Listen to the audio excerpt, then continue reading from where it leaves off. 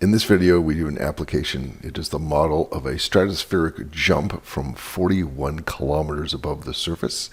It uses linked ODEs. It has to be solved numerically. It has an interesting procedure in it, and it includes an animation. Let's get started. Okay, so the idea is about 10 years ago, Alan Eustace jumped from 41 kilometers above the surface. We're going to model his fall to the ground. Heck, we'll not even let him open his parachute. We want to see what happens when he hits the ground.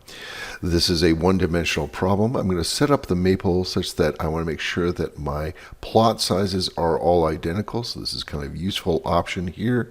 And we're going to make sure my interface actually doesn't display all the data points. Rather, it only shows 3 significant figures.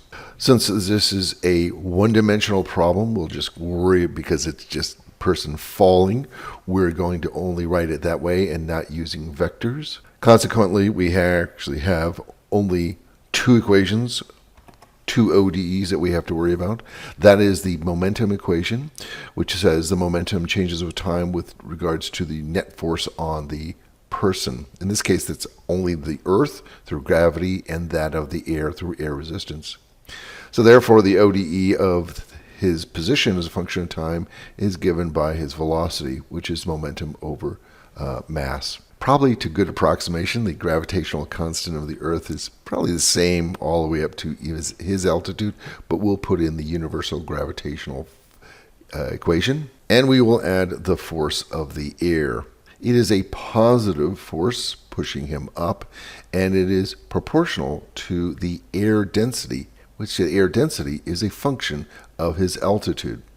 This term is the speed squared. The other constants are A is the cross-sectional area of his body as he falls. CD is a drag coefficient of the air with regards to the suit.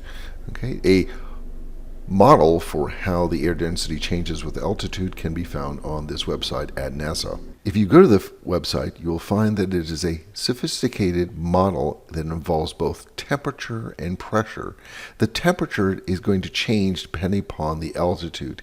Here is the model for which when the height of the altitude is greater than 2,500 meters, i.e. 25 kilometers. Here it is between 11 kilometers and 25 kilometers. Here is the model for the temperature under 11 kilometers. Again, it's a function of height. Using this temperature information, the model says, okay, let's calculate the pressure at those altitudes. And again, it depends upon whether you're above 25 kilometers, under 25 kilometers, but above 11 kilometers and under 11 kilometers. Finally, eventually the density is calculated by using the pressure and the temperature. Notice that everything in that procedure is placed within a procedure group. Therefore, in order to enter it, instead of just hitting enter, I always have to hit shift enter to make sure I have not executed the procedural group. Let's plot the air density as a function of altitude.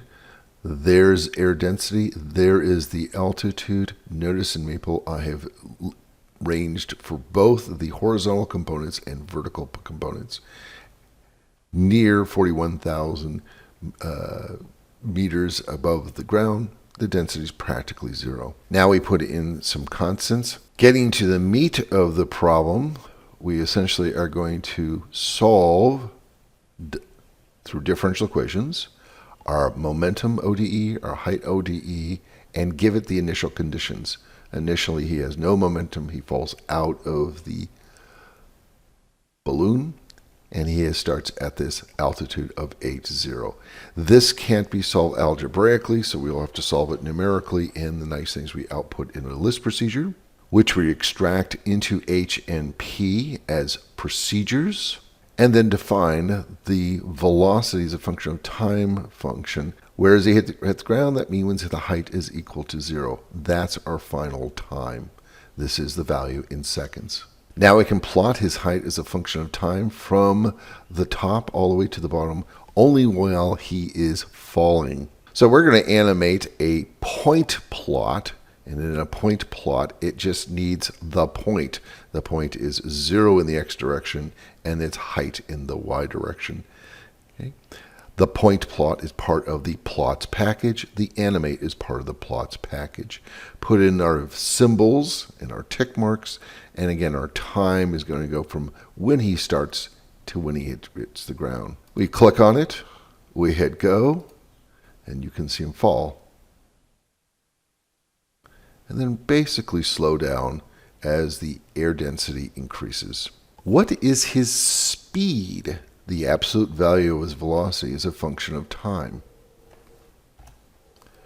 And you can see he takes off, gets faster and faster and faster, and as he starts to hit the atmosphere, he begins to slow down and eventually reaches approximately a terminal velocity. But if you're interested in the energy principle equation, using him as the only entity in the system, that means his final energy minus his initial energy is equal to the work given by the Earth, which is positive, and the work given by the air, which is negative. The energy principle equation is satisfied. One of the things Maple does include in its desolve program is the ability to add in events, such as what if he pulls the parachute? I encourage you to go to the YouTube channel where there are a number of playlists and the videos are now ordered properly.